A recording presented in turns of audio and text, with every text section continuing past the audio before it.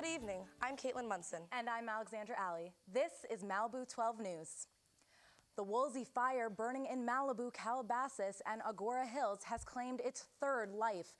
Cadaver dogs found a man's body in the rubble of a home as the blaze stretched into its sixth day.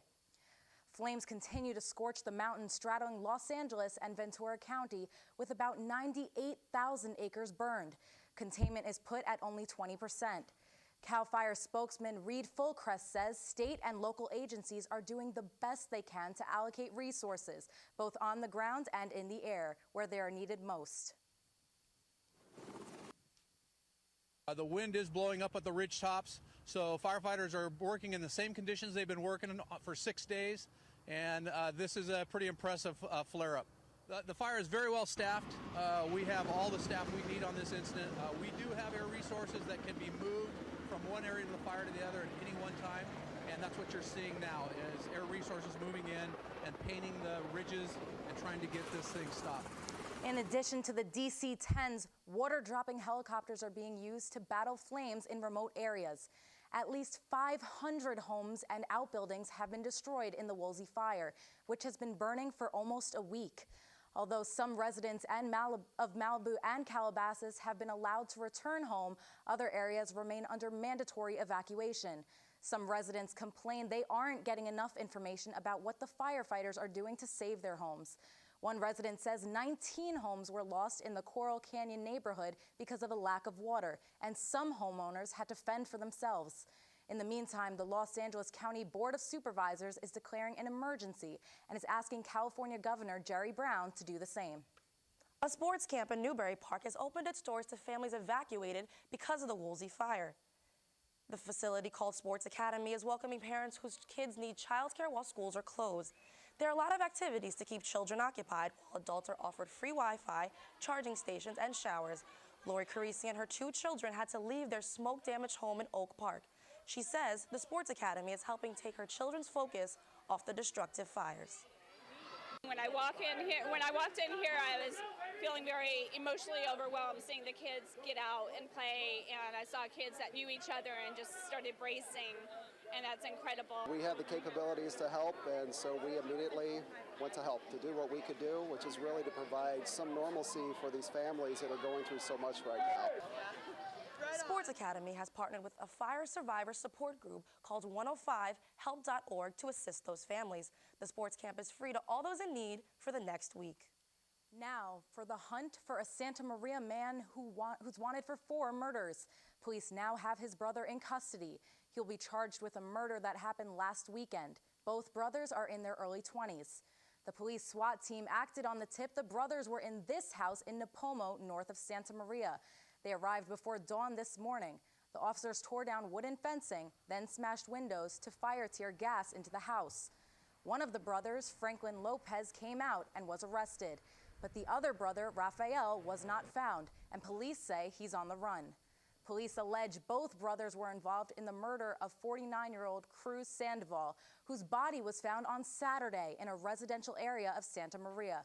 Investigators say Sandoval had been stabbed and shot. Police say the other 3 murders linked to Rafael Lopez date back to 2015. Almost certain there are people who know about, to some level, to some extent, about what happened in these cases. And I highly believe there are people that know or have information on where Rafael Lopez might be. And he is wanted right now for the murder of 4 different people.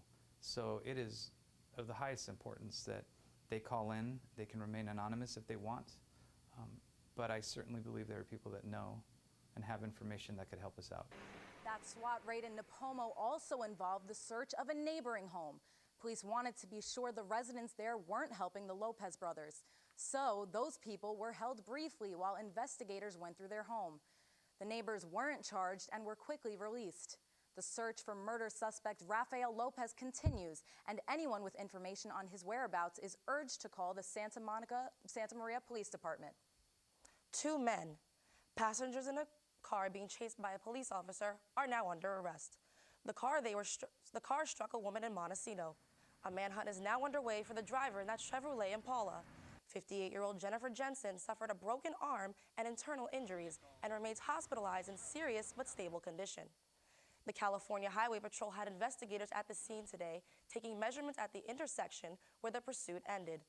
Police say the Impala being driven recklessly when it was stopped in Ventura.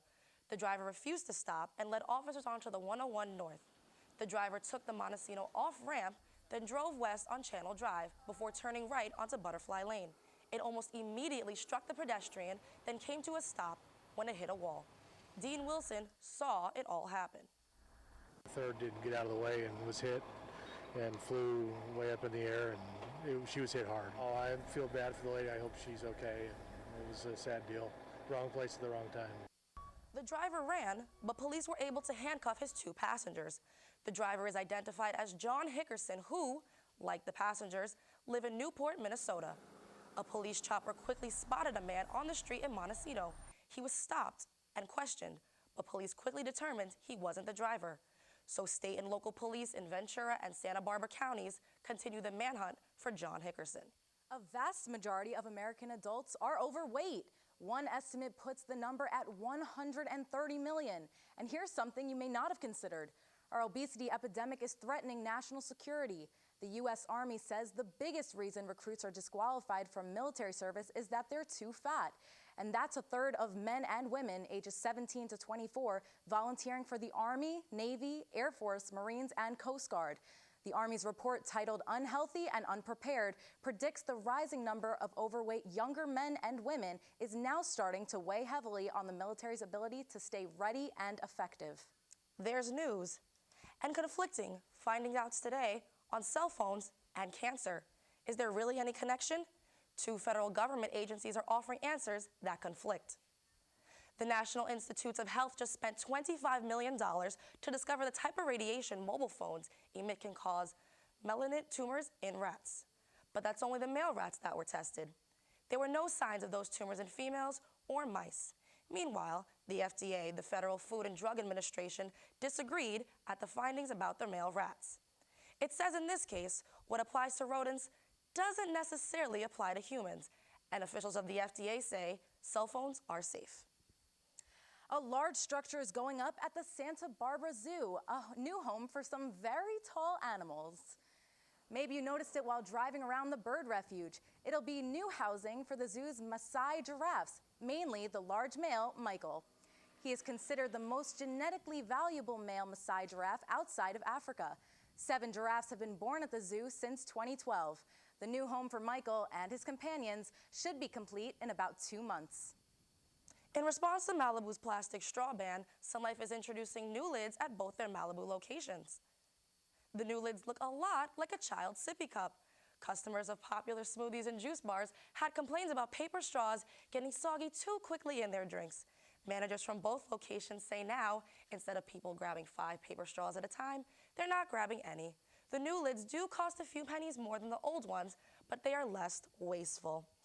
I don't know, Alexandra, would you spend a few extra pennies on a sippy cup? I think I'm gonna stick with my straws, Kate.